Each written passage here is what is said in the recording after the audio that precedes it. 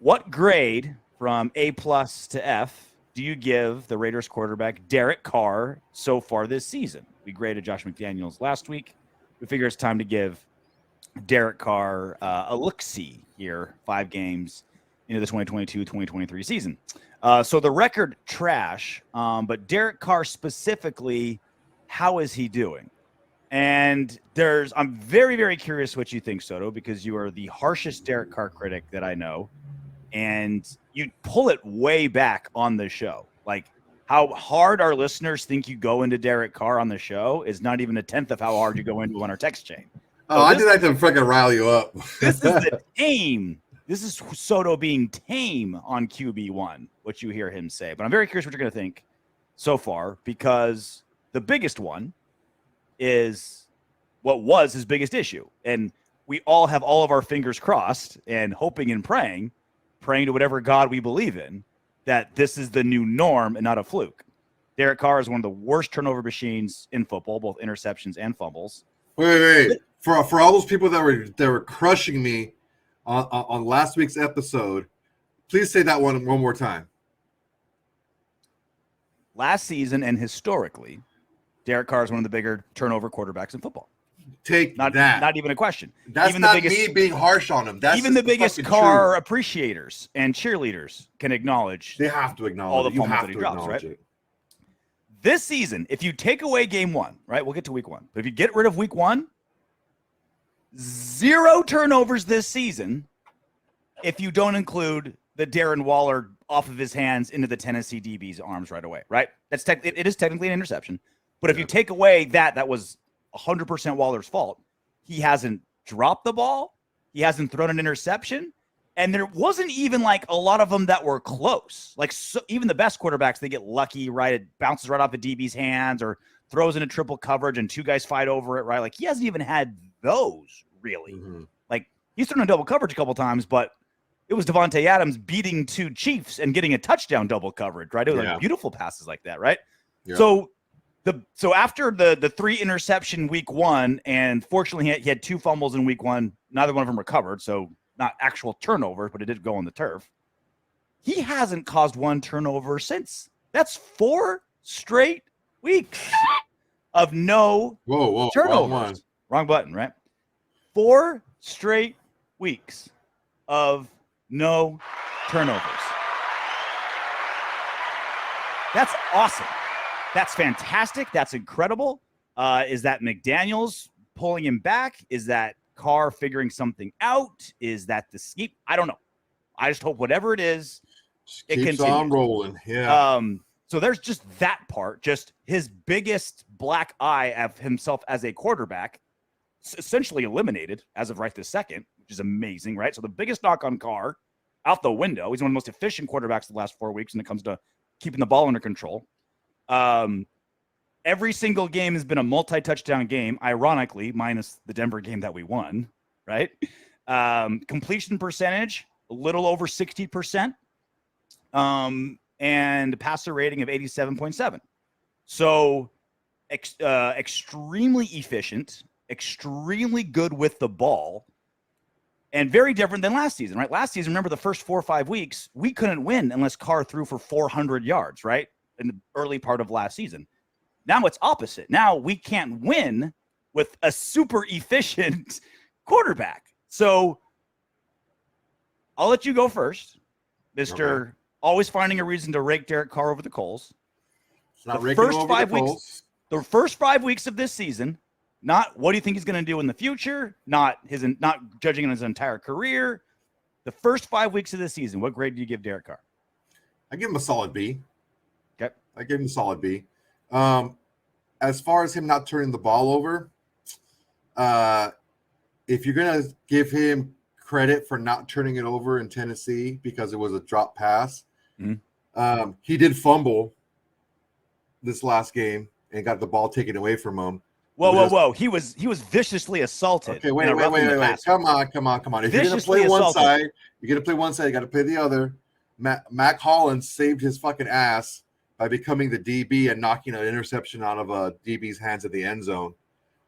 So you got to take the good with the bad, man. Unfortunately, so he did turn the ball over. But he is much more efficient as far as turnovers go. One thing that the reason why I don't give him a higher grade is, the first half against the Chargers, 3 points. The second half against the Cardinals, 3 points. Like, those are games that were winnable games, but these long stretches without points kills us. Mm-hmm. This Chiefs game coming out of halftime, we don't score anything in the third quarter while we let the Chiefs take the lead with 2 touchdowns. Like, you got to put up something, especially when you're playing the Chiefs. I got knocked about. How come you never blame the defense? Defense didn't get stops. I'm like, well, we had a 3-score lead. We had to get some stops to get the 3-score lead. So when you're saying that the defense didn't get stops, they did. They gave you enough stops to get a 3-score lead. Then they gave you a stop to get the ball back at the end of the game. So you got to keep scoring because you're not going to be able to stop a team like that for a long stretch of time. So unfortunately, or fortunately, or irregardless of that, he's the leader of the offense. Mm-hmm. He's the guy with the ball in his hands. He's allowed to make checks. You can't have those long stretches without scoring. That's the only reason I'm not giving him a higher grade than a B. We've seen him miscommunicate a lot, and I don't know who that's on. I'm not going to put that for or against him because we've seen him throw passes where there's nobody else in this fucking screen. Yeah. But the formula that we had the last 2 games is the one that's going to work for us. And I wholeheartedly believe that. And I don't think game manager is a bad moniker to put on a quarterback at all. I think our quarterback played like a game manager against the Chiefs, but you take those shots when they're available, right? When you have that one-on-one coverage, you take those shots. When you have the matchups, you take those shots. But by and large, you can just move the ball down the field, rely on your running game, protect your offensive line. But, yeah, I think that a solid B is a very fair grade for Mr. I give him the same grade, but for very, very different reasons. I would go higher, but week 1 did happen. He did throw 3 picks, did put the ball in the turf twice, right? Like, he's trended amazing, and it feels like it's been fixed, but it still happened. Mm-hmm. I also get him higher up because I don't think game manager applies here because he has put on the cape when he's had to. And oftentimes it's someone else letting him down.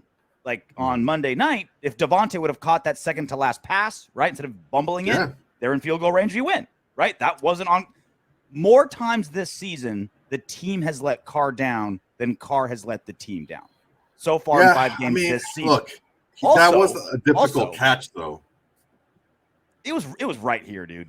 It was not right but there. It was right here. I mean, best wide receiver in football, you make that catch, right? Yeah, no, I agree. Average wide receiver in football. It's the same. It's the same argument that we had when we were talking about the Waller drop. Mm-hmm. It wasn't as easy to catch as people are trying to make it out to be. And I'm not saying they shouldn't have caught it, but we're not saying that he dropped it in the bucket. It was still, a catch that Davante. You would have caught that pass, Soto. Oh, stop it! I do have nice hands. Yeah, beautiful hands. Very soft, squishy. And 2, the other part is this is the most divorced I credit or blame Carr with the offense in probably 4 or 5 seasons because we're running it so much. The line is such a mess. It's such a scheme dependent, right? It's like very Josh McDaniels, his imprint on stuff. So you're right. There's still no individual player more important than the quarterback for sure. But that role is smaller this season than it has been since like pre-Gruden. Like it's been like 5 seasons since Carr isn't make or break this offense, right? And so, and the offense has been doing pretty good, right? Like the last 2 games is what you want. We scored more against Denver than anyone. We scored more against KC than anyone, minus Brady's Bucks. I think the Cardinals we scored, like even like the Chargers have a phenomenal defense. We still put up 24, right? So it's not even the offense is doing terrible. It's just it's me so much more focused on Carr specifically when I grade Carr compared to the offense as a whole. Where normally you can just be like, offense and the quarterback, they're basically the same. Like this, not so much this season. So, the turnovers under control, massive, huge. God, I hope it's a thing. I hope it's like permanent now, right? Great ball control. I think the team has let him down more than he's let the team down. So so we have the same score. That same score. B so far. Yeah, B. And the best part is, like we've been talking about Josh McDaniels, offense, defense. I think this applies to Carr as well, that as time goes on, everything should only improve. He's getting to know Davante better, right? They're back together again. Waller didn't play any preseason and has been injured or shitty for the last, all season. They start vibing again. The system, they start vibing. Like this offense should, as it starts finding its identity, right? It took Josh McDaniels 4 games for him to do what we've been yelling at him to do. Screens, run the ball, right? The identity starts happening. So solid B, but I feel like we're trending in a great direction as well, despite the terrible record. Yeah, I really a couple of more throws in the red zone would have bumped that up to an A, because that's at least one more win. That does bother me. The touchdowns that we did. Well, let me ask you this: if Waller caught those 2 touchdown passes in Nashville, if Davante catches that, man, look, would you have changed your grade? We're 3-2, and Carr's got. Well, yeah, I would have changed my grade. Yeah, but you also have to take a look at the reads that he missed in the red zone. You have to take a look at his overall, completion percentage in the red zone. The touchdowns that he did throw were deep passes. It wasn't like he was throwing the ball in those tight windows in those short time frames. Jimmy Johnson said this. He said this to Troy Aikman. Troy Aikman says it all the time. You are who you are in between the 20s. Mm-hmm. In the red zone, everything that's bad about you is magnified 5 times. So if you lock onto receiver, if you don't go through progressions well, if you aren't super accurate, that's going to become more magnified in the red zone. And we've seen that. We've seen, as you want to talk about Waller dropping a touchdown pass in the red zone, he also knocked the pass that was coming straight to the defender, and he reached his arm out and knocked it down. So if you were in the red zone, your dick would be 5 inches because it would be 5 times bigger. 5 times big, exactly. Jimmy Johnson would be out there with a ruler. A ruler. You got the half ruler. Half ruler, yeah, the little half seat. The little sewing ruler. Don't need the extra artillery. Yeah. But yeah, and so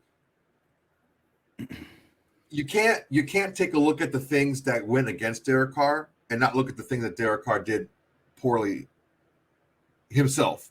So it all blends in together. It all gets thrown into the blender, and what comes out is, sub 40% completion percentage in the red zone, and we just can't have that. So a couple more passes here and there, and it's a totally different ballgame. And that's how razor thin, winning in the NFL is.